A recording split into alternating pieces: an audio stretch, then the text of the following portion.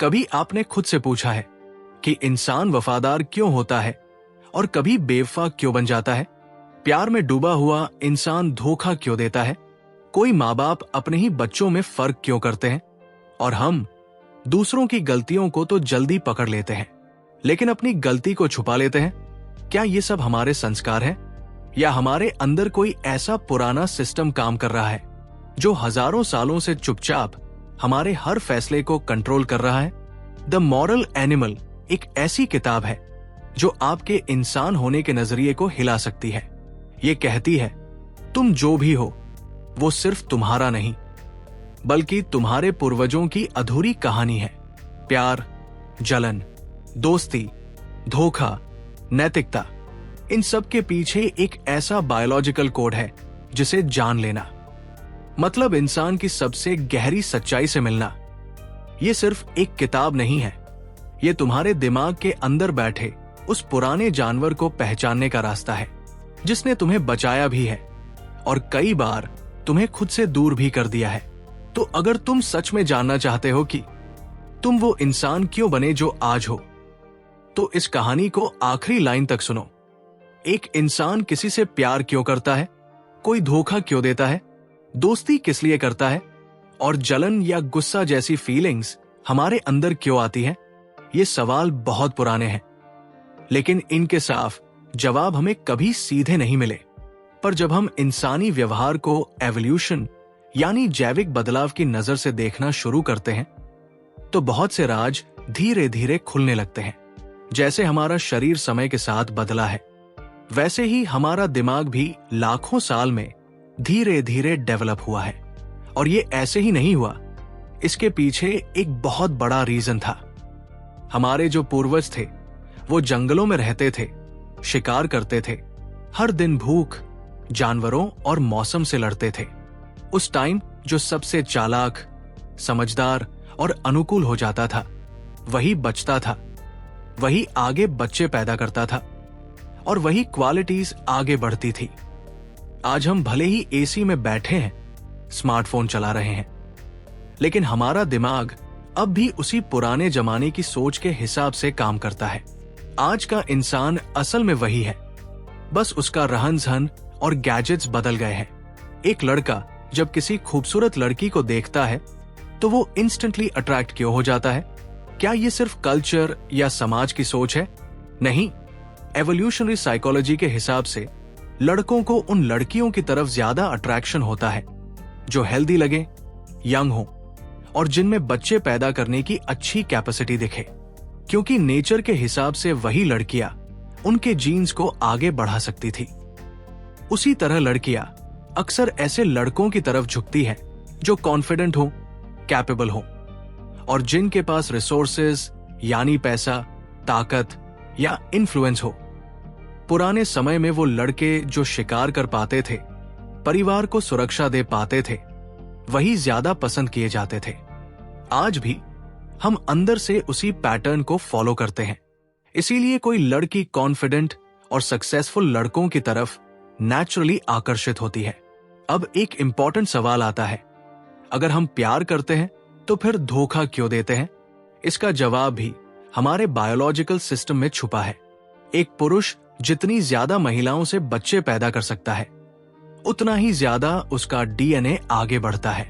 इसीलिए evolutionary level पर लड़कों के अंदर एक ऐसा सिस्टम धीरे धीरे बना जिससे वो अपने पार्टनर के अलावा भी दूसरों की तरफ आकर्षण महसूस करें। लेकिन लड़कियों की नेचर अलग होती है। उन्हें स्टेबिलिटी और भरोसे की जरूरत होती है। वो चाहती है कि कोई ऐसा पार्टनर हो जो उन्हें और उनके बच्चों को अकेला न छोड़े, उनकी केयर करे। इसी वजह से लड़कियों में इमोशनल कनेक्शन की जरूरत ज्यादा होती है, जबकि लड़कों में कभी कभी फिजिकल अट्रैक्शन का हिस्सा ज्यादा स्ट्रॉन्ग होता है।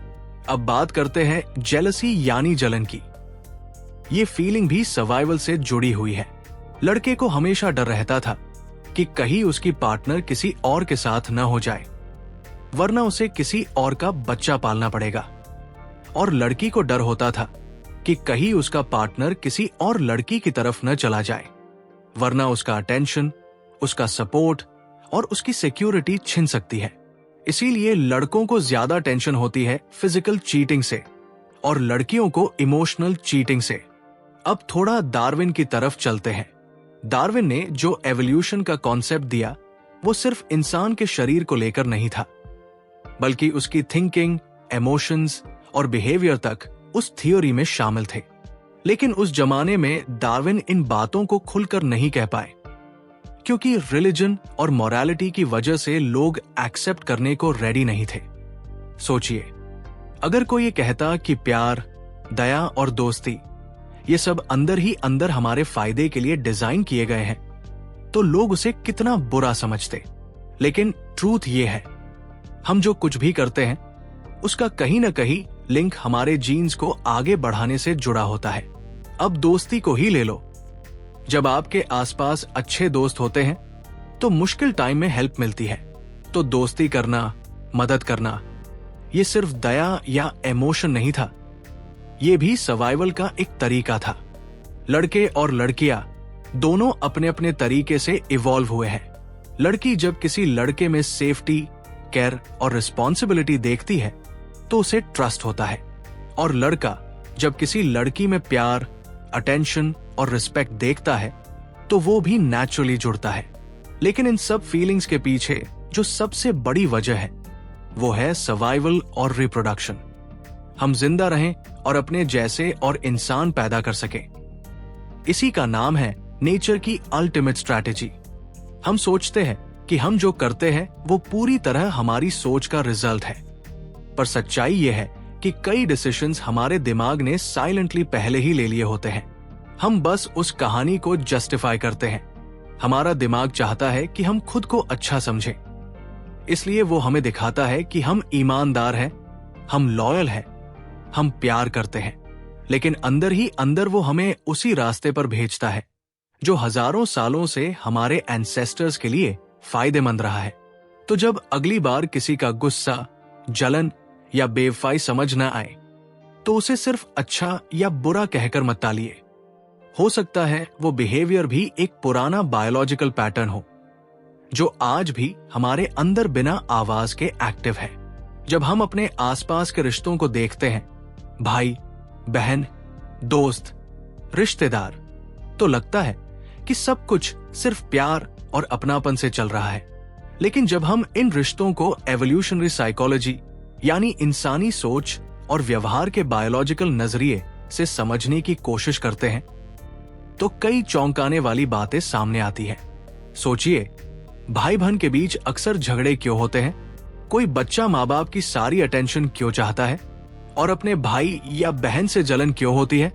इसका सीधा जवाब है रिसोर्सेस की लड़ाई। पुराने जमाने में जिंदगी आसान नहीं थी। हर बच्चा चाहता था कि माँ बाप सबसे ज्यादा उसी का ख्याल रखें, क्योंकि जो बच्चा ज्यादा केयर पाता था उसके जिंदा रहने और बड़ा होने के चांसेस भी ज्यादा होते थे, और वही अपने जीन्स आगे बढ़ा पाता था। इसलिए भाई बहनों के बीच कंपटीशन एक बहुत नॉर्मल चीज है।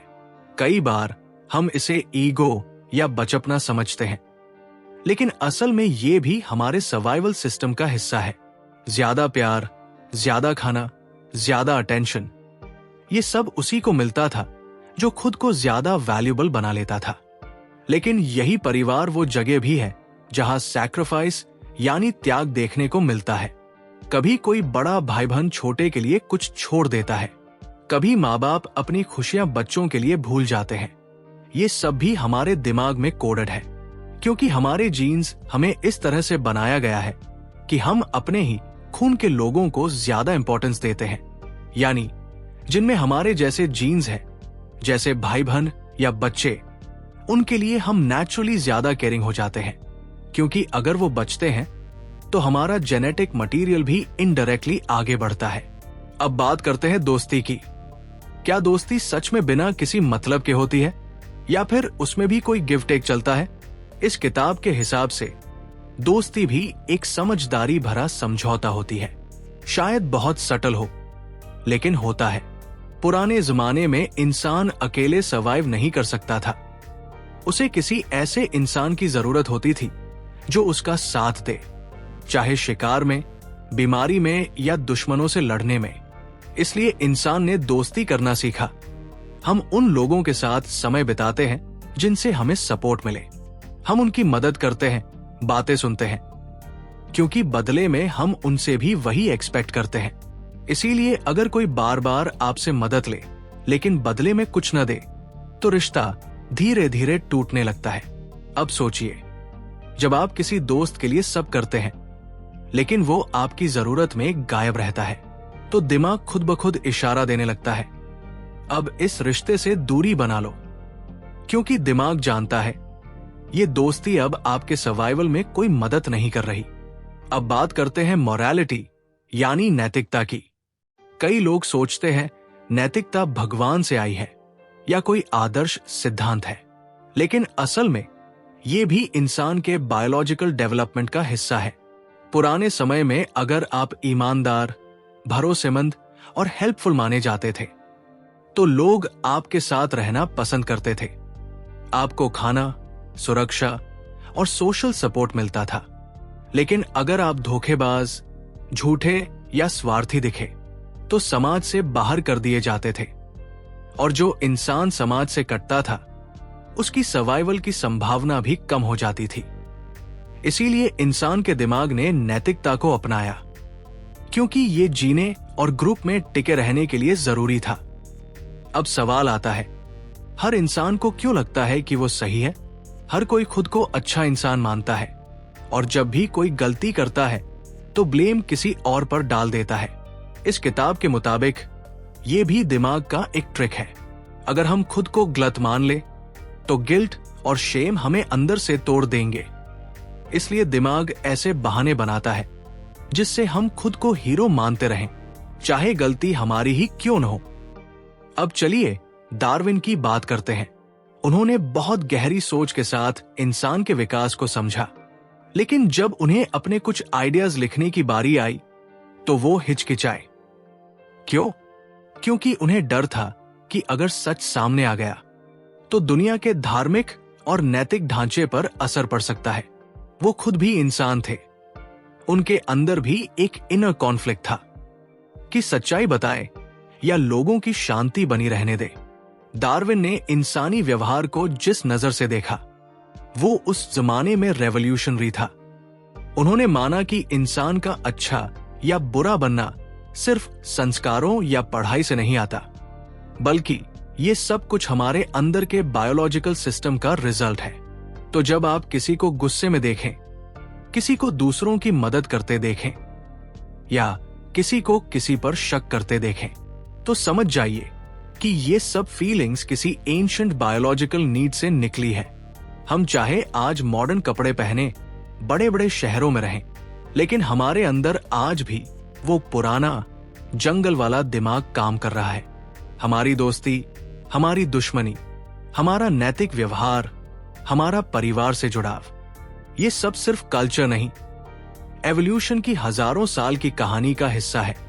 और जब आप इंसान को इस नजर से देखना शुरू करते हैं, तो बहुत सी उलझने, गुस्से और रिश्तों की गलतफहमियां धीरे धीरे साफ हो जाती है। कभी आपने सोचा है कि इंसान दूसरों को छोटा बड़ा क्यों मानता है? कोई खुद को खास क्यों समझता है और दूसरों को कम? कोई लीडर क्यों बनता है और कोई हमेशा सिर्फ भीड़ का हिस्सा ही क्यों बना रहता है? ये सब सिर्फ पैसों, पढ़ाई या परवरिश की वजह से नहीं होता। इसके पीछे एक पुरानी, बहुत गहरी एवोल्यूशनरी कहानी है, जो हमारे दिमाग के बनने के समय से जुड़ी है। हजारों साल पहले इंसान जंगलों में छोटे छोटे ग्रुप्स में रहता था। 20 से 50 लोगों का एक झुंड, जिसे हम ट्राइब कह सकते हैं। ना पुलिस थी, ना सरकार, ना कानून। बस एक ही रूल था, जो सबसे ताकतवर, समझदार और दूसरों को कंट्रोल करने वाला होता था। वही लीडर बनता था, वही सबसे ज्यादा ईस्ट पाता था। उस समय खाना सीमित था, साथी सीमित थे, रिसोर्सेज सीमित थे। लड़ाई होती थी इसी बात की, कौन किसका लीडर बनेगा और कौन किसके साथ रहेगा। इसी वजह से इंसानों के दिमाग में धीरे धीरे एक सिस्टम बनने लगा, जो हर वक्त सोचता रहता है, मैं कहां स्टैंड करता हूं, मैं किससे ऊपर हूं, कौन मुझसे नीचे है आज हम भले ही ऑफिस में हो या सोशल मीडिया पर, ये सोच अब भी हमारे अंदर साइलेंटली चल रही होती है। जब कोई हमारी तारीफ करता है, हमें ऐसा लगता है जैसे हमारा लेवल बढ़ गया है, और जब कोई इग्नोर करता है या मजाक उड़ाता है तो लगता है जैसे हम नीचे गिर गए हैं। हमारे दिमाग में एक इनविजिबल सीढ़ी होती है जिसमें हम हर किसी को रैंक देते हैं, और हम खुद भी उस सीढ़ी पर ऊपर चढ़ना चाहते हैं, कभी कपड़ों से, कभी स्टाइल से, कभी काम से, या फिर दिखावे से। इस किताब में बताया गया है कि स्टेटस की चाहत सिर्फ एक सोशल चीज नहीं है, ये हमारे डीएनए में है। पुराने जमाने में जो इंसान ग्रुप में ऊंचे लेवल पर होता था, उसे सबसे अच्छा खाना मिलता था, सबसे अट्रैक्टिव पार्टनर मिलता था, और उसका परिवार ज्यादा सेफ रहता था। इसलिए धीरे धीरे हमारे अंदर स्टेटस पाने की भूख पैदा हो गई, और वो आज तक हमारे साथ चल रही है। अब बात करते हैं पॉलिटिक्स की। यहां सिर्फ चुनाव या सरकार की बात नहीं हो रही, यहां पावर और कंट्रोल की बात हो रही है, जो हर इंसान की जिंदगी का हिस्सा है। एवोल्यूशनरी साइकोलॉजी कहती है कि इंसान बचपन से ही पावर को पहचानना सीख जाता है। एक बच्चा देखता है कि किसकी बात मानी जाती है, कौन सबसे ज्यादा कॉन्फिडेंट है, कौन जोर से बोलता है, और फिर वो उसी के करीब जाने की कोशिश करता है। क्यों? क्योंकि जो पावरफुल के पास होता है उसे ज्यादा सुरक्षा और ज्यादा मौके मिलते हैं। इसीलिए बहुत से लोग खुद भले ही पावरफुल न हो, लेकिन वो पावर वालों की नकल करते हैं, जैसे अमीरों की तरह रहना, बोलना, घूमना, क्योंकि दिमाग कहता है अगर तू उनके जैसा बनेगा तो शायद एक दिन तू भी ऊपर पहुंच जाएगा। डार्विन के टाइम में भी समाज में ऊंच नीच था, लेकिन डार्विन इसे अलग नजर से देखने लगे थे। उन्होंने समझा कि इंसान सिर्फ सोचने वाला जानवर नहीं है, वो भी बाकी जानवरों की तरह ही एक साइलेंट कंपटीशन में जी रहा है। बस वो लड़ाई अब तलवारों की नहीं, नजरों, बातों और स्टेटस की हो गई है। अब सोचिए, जब कोई इंसान बार बार अपनी अचीवमेंट्स दिखाता है तो वो असल में कह क्या रहा है? वो ये कह रहा है, देखो मैं हायरार्की में ऊपर हूं, मुझे रिस्पेक्ट दो, मुझे नोटिस करो। और जब कोई उसे टोकता है या चैलेंज करता है तो वो चिढ़ जाता है, गुस्सा करता है, क्योंकि उसका दिमाग डेंजर सिग्नल देता है, जैसे कोई उसकी जगह छीनने आ गया हो। इसी तरह जब हम इंसल्ट होते हैं, शर्मिंदा महसूस करते हैं, तो हम अंदर ही अंदर खुद को कमतर मानने लगते हैं। और जब हमें रिस्पेक्ट मिलती है, चाहे वो तालियों से हो, तारीफों से, या सोशल मीडिया लाइक से, तो दिमाग बोलता है तू ठीक है, तू वैल्यूबल है, तू ऊपर जा रहा है। यही हमारी सबसे बड़ी नीड है, रिस्पेक्ट, एक्सेप्टेंस और स्टेटस। और ये सिर्फ सोसाइटी की कहानी नहीं है, ये हमारे जीन्स में लिखा हुआ एंशिएंट सर्वाइवल रूल है। इसलिए इंसान लीडर बनना चाहता है, सबके बीच शाइन करना चाहता है, और दूसरों से अलग दिखना चाहता है, क्योंकि हजारों साल से उसका दिमाग इसी तरीके से सर्वाइव करता आया है। तो अगली बार जब आप किसी को घमंडी कहें, किसी को फेक बोले, या किसी को चापलूस समझें, तो एक बार रुककर सोचिए, क्या वो भी बस अपने अंदर की पुरानी बायोलॉजिकल जरूरत को पूरा करने की कोशिश कर रहा है? यही बात हमें सिखाती है कि इंसान को समझना है तो सिर्फ रिलीजन, कल्चर या वैल्यू से नहीं, हमें उस एवोल्यूशन को भी समझना होगा जिसने हमें इंसान बनाया, वो भी जैसा हम आज हैं। कभी आपने खुद से पूछा है, जो मैं सोचता हूं क्या वो वाकई सही है, या बस मुझे लगता है कि मैं सही हूं? अक्सर हम दूसरों को तो जल्दी जज कर देते हैं, लेकिन जब बात अपनी आती है तो बहाने ढूंढ लेते हैं। हम कहते हैं मजबूरी थी, इसलिए झूठ बोला, इरादा बुरा नहीं था, मैंने जानबूझकर किसी का दिल नहीं दुखाया। पर क्या ये सब सच में मजबूरी होती है, या हमारा दिमाग हमें बहकाता है? इस किताब में बताया गया है कि हमारा दिमाग हर हाल में हमें अच्छा इंसान बनाकर दिखाना चाहता है, कम से कम हमारी अपनी नजर में। अगर हम किसी के साथ गलत भी करते हैं तो दिमाग हमें समझा देता है, ये जरूरी था, अगर मैं ऐसा नहीं करता तो मुझे नुकसान हो जाता। हमारे दिमाग में एक सिस्टम बना हुआ है, जो हमारी हर गलती को ढक देता है ताकि हम गिल्ट में डूबे न रहें। लेकिन यही सिस्टम कई बार हमें धोखा भी देता है। हम खुद को इतना अच्छा समझ लेते हैं कि अपनी गलतियों को छोटा मानते हैं, लेकिन जब वही गलती कोई और करे तो उसे हम माफ नहीं करते। यही वजह है कि इंसान अपनी ही मॉरलिटी का जज बन जाता है और दूसरों को भी उसी स्केल पर तोलता है। अब सवाल आता है, नैतिकता यानी मॉरलिटी आखिर आई कहां से? क्या ये भगवान ने हमें दी, या फिर ये भी हमारे सर्वाइवल का ही हिस्सा है? इस किताब के हिसाब से नैतिकता भी इंसान के जिंदा रहने की स्ट्रैटेजी थी। अगर हम दूसरों के साथ अच्छा बर्ताव करते थे तो बदले में हमें भी सपोर्ट मिलता था। अगर हम धोखा देते, झूठ बोलते, सिर्फ खुद का फायदा देखते तो लोग हमें छोड़ देते थे, और अकेले रहना उस जमाने में खतरे से खाली नहीं था। इसलिए इंसानों ने धीरे धीरे सीखा कि ग्रुप में बने रहना है तो दूसरों के साथ अच्छा बर्ताव जरूरी है। वहीं से मॉरलिटी का बीज हमारे दिमाग में बो दिया गया। अब बात करते हैं डार्विन की, उसी इंसान ने जो एवोल्यूशन का कॉन्सेप्ट दिया। लेकिन क्या आप जानते हैं कि डार्विन भी अपनी थिंकिंग को लेकर बहुत कॉन्फ्लिक्टेड थे? उन्होंने सालों तक अपने आइडियाज छुपा कर रखे, क्योंकि उन्हें डर था कि अगर दुनिया को यह पता चला कि इंसान भी एक नेचर ड्रिवन सिस्टम का हिस्सा है तो मॉरलिटी, धर्म और समाज की नींव हिल जाएगी। डार्विन सोचते थे, अगर लोग जान ले कि इंसानी व्यवहार सिर्फ नेचर के रूल से चलता है तो क्या वो जिम्मेदारी से काम लेंगे, या फिर अपनी हर गलती को इसी बहाने से सही ठहरा देंगे?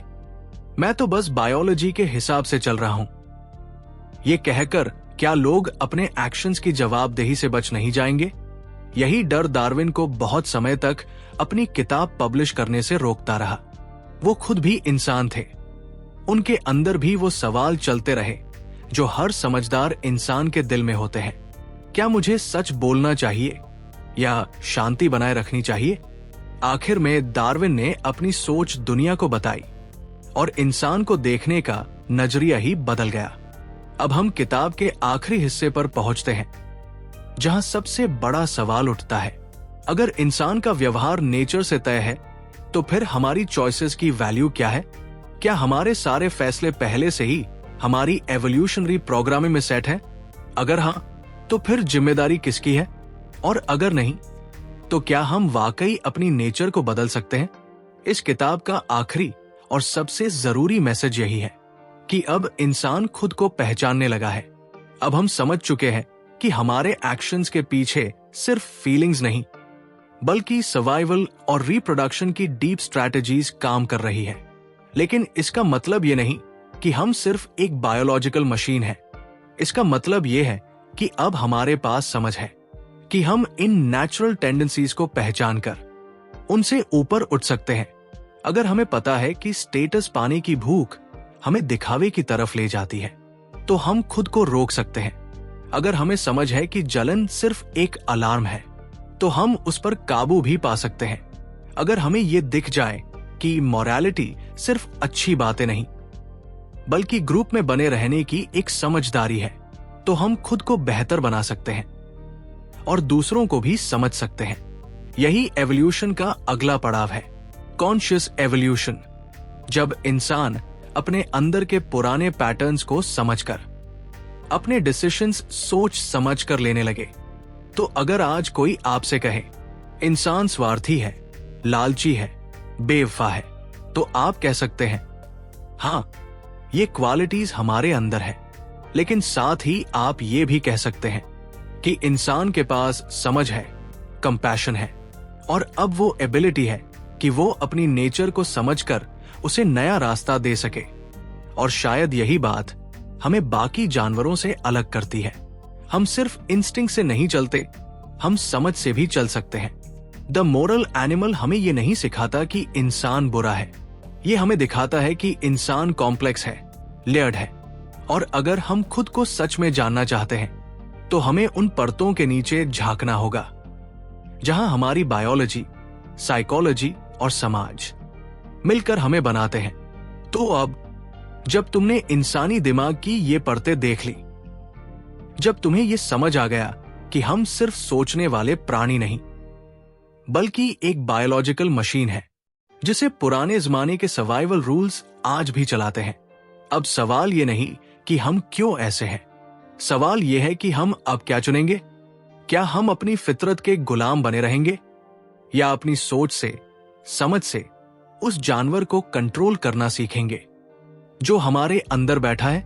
अगर इस कहानी ने तुम्हें कुछ नया सोचने पर मजबूर किया है, अगर इस सफर में तुमने खुद को थोड़ा और गहराई से देखा है, तो इस वीडियो को यही रोक मत देना।